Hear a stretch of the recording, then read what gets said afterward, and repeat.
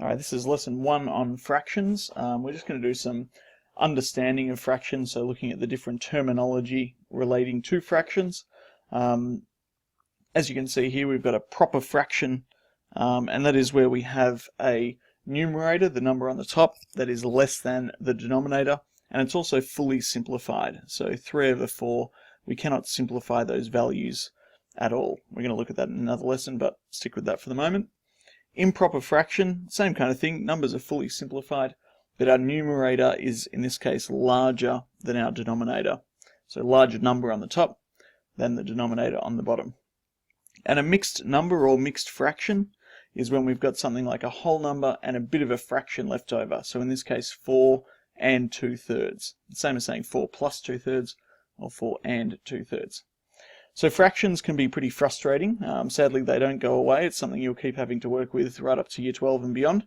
But the benefit of fractions are there's some rules you can apply in any situation to simplify problems. So at this stage, you want to start getting your head around those rules, and once you start using those and practicing with them, hopefully the understanding will come as well, and you won't really have to think so hard about simplifying fractions or adding or subtracting them. You can just work with them straight away. So let's have a look at this question here. If we're looking at 9/4 and we want to move it to a mixed number, so that's with a whole number out the front and then a fraction left over, we're looking at how many 4s go into 9. So just visually, if I colour in 9 of these quarters, which is kind of what we're looking at here, we end up with 2 and 1/4 left over. So if that helps, then that's certainly a method that you can use to simplify these fractions. The other way to think about it is 4, we can get to 4 and then 8, and that's as close as we can get. We can't do any more 4s into 9, so that's how we get 8 divided by 4 is 2, and we're left with 1 left over, so 1/4 in this case. So let's try that again.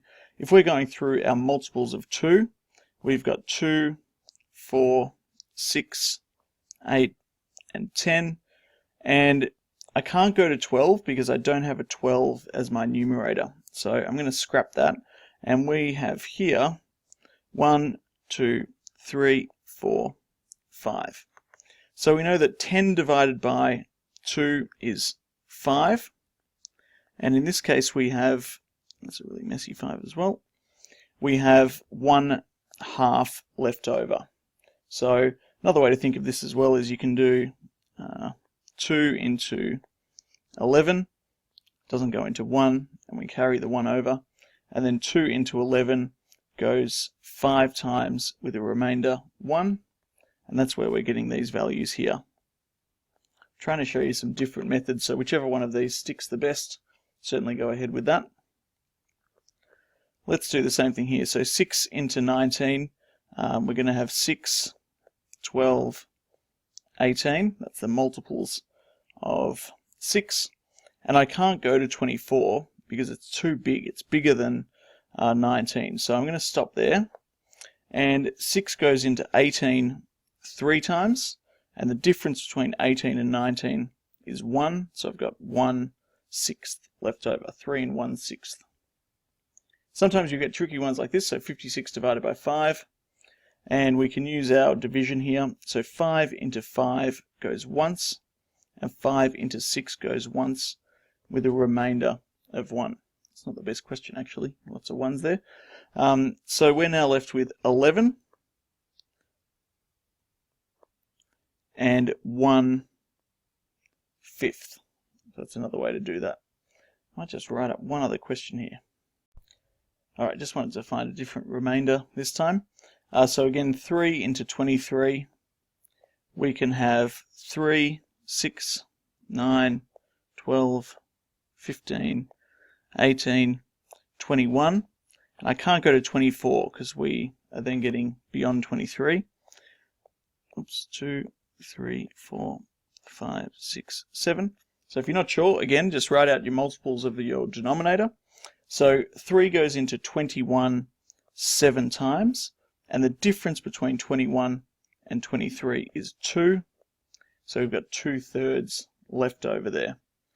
So 3 into 21, 7, and then the difference, what we had left over, was 2, and we use the same denominator of 3. Alright, mixed to improper. These ones are a little bit easier as far as the rule goes. Basically, we are going to multiply our number out front by our denominator, and then add the numerator. So let's have a go at writing all of that out. So I'm going to write 2 times 3 plus 1 all over 3. And of course, using order of operations, we're doing our multiplication first. Oh no, I lost my 2. So we'd end up with, in this case, 2 times 3 being 6 plus 1 all over 3, and that would become 7 over 3. Let's have a go at that again. So I'm going to write it out. 4, our number out the front, times 4, our denominator, plus our numerator, which is 3. And again, of course, we're doing our multiplication first. So 4 times 4 is 16, plus 3 over 4, and 16 plus 3 is 19 over 4. One more time, number at the front, so 6 times our denominator, 5, plus our numerator, 2, all over 5. 6 times 5 is 30, plus 2, still all over 5. 30 plus 2, 32 over 5. So mixed numbers to improper fractions are reasonably straightforward. But that's just how to convert between proper fractions, improper fractions, and mixed numbers, or mixed numbers really and improper fractions. There you go. We'll have a look at simplifying fractions next video.